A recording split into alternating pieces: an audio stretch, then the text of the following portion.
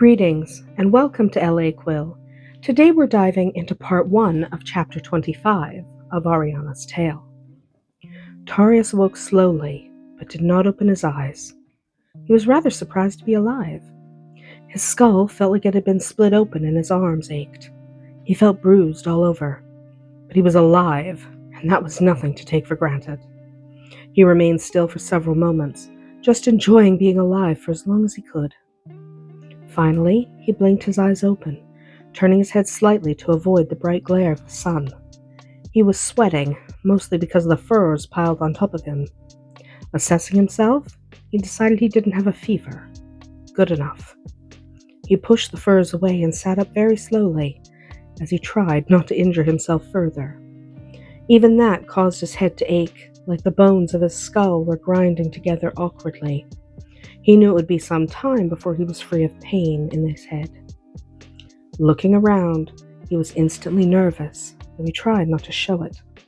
There were men all around him, not paying any attention to him, but they were strangers, and very obviously soldiers. Not only that, but they all had dark hair. Combine that with the fact that they were obviously on the eastern side of the mountains, and it meant only one thing. These were Imperial soldiers. Tarius didn't fancy being held captive by his enemies and began thinking of ways to escape. He glanced around slowly. Darian was lying on the opposite side of a burnt-out fire. His friends still slept. Beyond Darian there was a huge red tent, one that looked to be made of silk that was hard to tell from this distance. There were no other tents in the area, but there were several men milling about. He slowly pulled on his clothes, which had been left in a neat pile beside him, trying not to draw any attention. No one seemed to notice. Moving with as much stealth as his sore muscles would allow, he made his way to Darian's side. He gently shook his friend. "Darian," he whispered, "wake up." Darian opened his eyes, obviously in as much pain as his friend. He listened intently while Tarius told him what he had observed, and then looked around himself. He too dressed quietly, accepting the clothing Tarius handed him without question. They spoke softly for several moments, discussing their various options. Just as they were deciding to make a run for it, to try to escape back into the gully, a young woman with blonde hair came wandering out of the tent. It took Darian a moment to recognize her since he hadn't seen her in 3 years. She had been a child then, small for her age and underdeveloped. No longer. When he finally realized who he was looking at, he almost lost consciousness again, but this time from shock. "Ari!" He felt the blood rush to his head and wondered if he was dreaming. She smiled, seeing he was awake, and rushed toward him.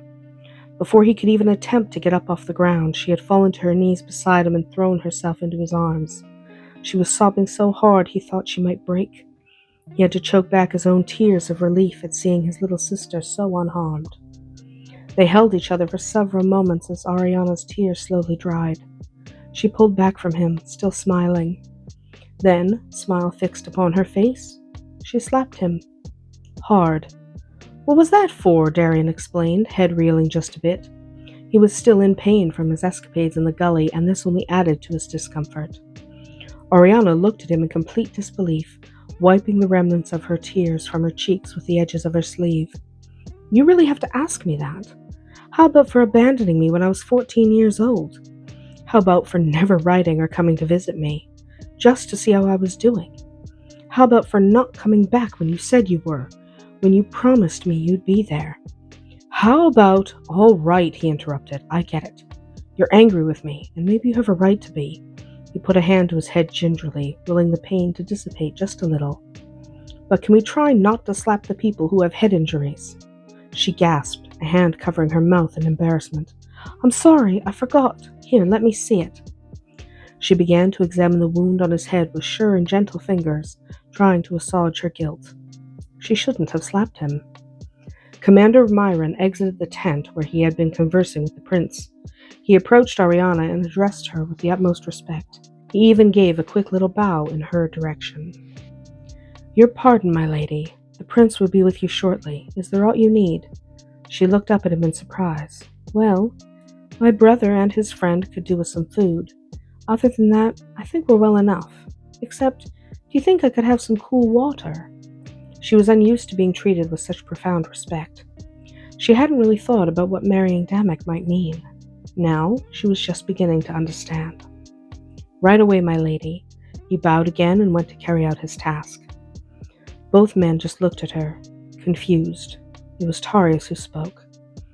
"Ari, what's going on here? Why did that man, that Imperial man, call you lady when you're nothing of the sort? No offense intended, of course." She sighed, putting a hand up to cover her eyes. "Of course. I suppose the answer to your question is that I'm betrothed to his prince." She saw the look of utter disbelief on both their faces. "I have a lot to tell you. You'd better get comfortable." It took the better part of a candle mark for her to relate everything that had happened, starting with the day she found Damek in the ocean and ending with her headlong flight from Crown City. She left out nothing except how Damek had come to be in the ocean. She also didn't mention anything about the Muradin. That was none of their concern, and she wasn't certain Damek wanted her sharing that information right now. By the time she was finished, Darian was seething with anger.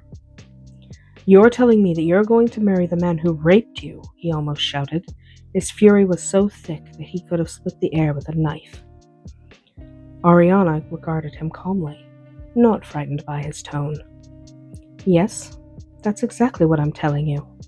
She'd spent weeks facing Damek's anger. Darian's paled in comparison. His anger hardly even registered with her, so she simply ignored it. He grabbed her arm rather roughly and looked around. He consciously lowered his voice, not wanting to be overheard. "We're getting out of here, right now."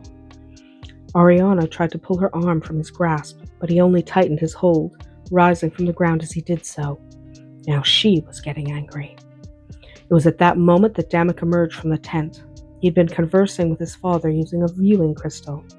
The Emperor was more than pleased that they had Arianna's brother, and he hoped that this would further their plans.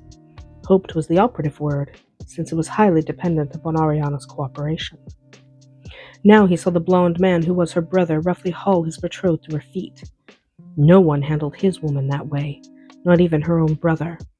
He stalked toward them, his anger rising. Arianna finally managed to free her arm by jerking quickly away from Darian. This, however, left her off balance, and she would have fallen if Damek hadn't caught her. She righted herself, intensely aware of this new situation, a situation which could very quickly turn sour. Two men, each trying to protect her from the other. Darian would do anything to defend her from the man who had assaulted her, that much she was sure of. The trouble was, Arianna didn't need his protection. She didn't even want it, not from Damek, who would never harm her. As for her betrothed, he was always worried about her, and seeing Darian handle her in a forceful manner would have aroused his protective instincts. She was carrying his child, and she was to marry him. He had a right to protect her. She put herself firmly between the two men, but allowed Damek to keep his arms around her. She wanted both of them to understand exactly how she felt, and it was easier to do that with actions than words. "Are you all right?" Damek ground out. His comment was directed at Arianna, but he was looking directly at Darian. Though she couldn't see his eyes, she knew by the tone in his voice that they would be sparkling with anger. "I'm fine," she replied, though the truth was that her back hurt and she wanted to lie down. She sagged just a bit and hoped that neither man would notice. Damek obviously did, because he shifted slightly to allow her to lean more fully against him. Darian looked at the man before him, the man who now had his arms around Arianna like she was some sort of possession, thinking about the horrors he'd subjected his little sister to. He took a step toward the Imperial prince, not caring that the other man was larger and stronger and undoubtedly more experienced. Arianna moved out of Damek's arms, and, to her relief, he didn't try to stop her. She faced Darian directly. "Don't think for one moment that you get to make my decisions for me," she said tartly. "Where were you after Mother died and I had no idea what to do next? Where were you when our village was burned to the ground and I was kidnapped?" By this point, she was very close to tears. "And now, by the gods, now, when I finally find a piece of happiness, you want to just walk in and take over my life?" She was almost shaking in anger now. "You do not have that right." That last was shouted directly into her brother's face. "Everything you say might be true," Darian snapped, feeling more than a little guilty and quite surprised by her venom. "But you still need a male protector. He was angry enough to mostly overlook his own part in this situation. I have one, she waved a hand in Damek's direction, but he's not you. You gave up the right to control my life the day you walked out on me. With that, she turned on her heel and strode back into the tent. Darian looked rather deflated. Both Tarius and Damek just watched him for a few moments. Then Tarius touched his shoulder. She doesn't want to come with us, Darian. I think she's happy here. How can she be? Darian sounded so dejected, so forlorn, that Tarius almost smiled. She's going to marry the man she loves and have his child, and it's plainly obvious that she does love him. Now Tarius did smile. If that wasn't enough to make any woman deliriously happy, she's also going to be a princess, and one day she'll be the wife of the Emperor. That would make her the most powerful woman in this country.